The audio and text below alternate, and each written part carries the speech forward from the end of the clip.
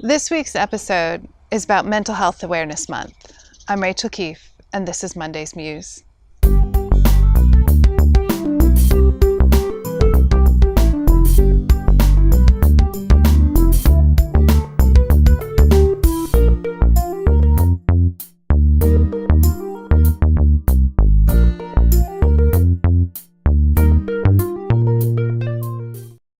Before I begin, I want to say that I'm on my own with the selfie cam because my wife and producer Erica is not feeling well.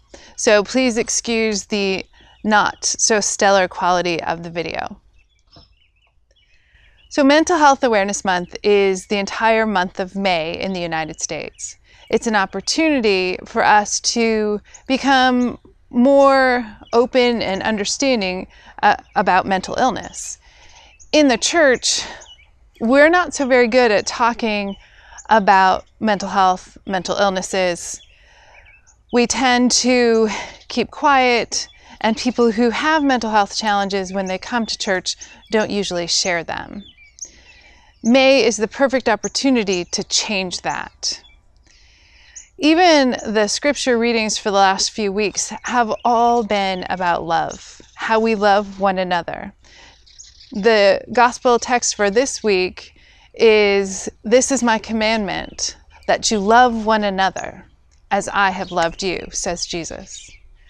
How better to show our Christian love than to reach out to those who are so vulnerable among us, people who live with mental health challenges, brain diseases, and disorders.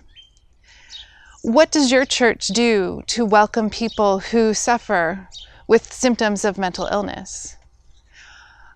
Does your church make room for people who struggle with symptoms to raise them up in prayer concerns? Can someone in your church say, "Please pray for me today. I'm struggling with depression," or thoughts of suicide, or symptoms of PTSD, or voices? And have everyone genuinely hold them up in prayer without shock or judgment.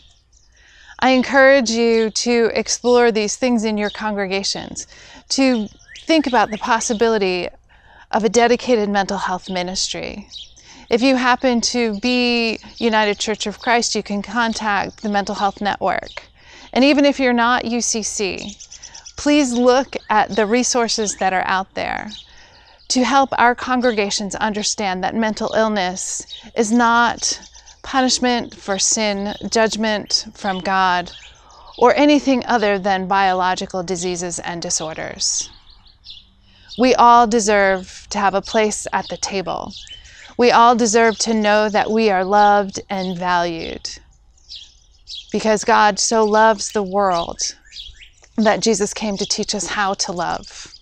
Let's continue embodying Christian love by reaching out to those who are vulnerable, those who are marginalized, and those that we need to work better to understand what they live with.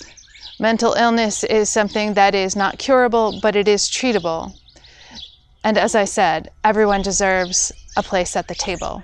So let's learn how to make room in our communities for those who live with symptoms of mental illness. Thanks for joining us. Go and love one another as Christ loves us. And we'll see you next week.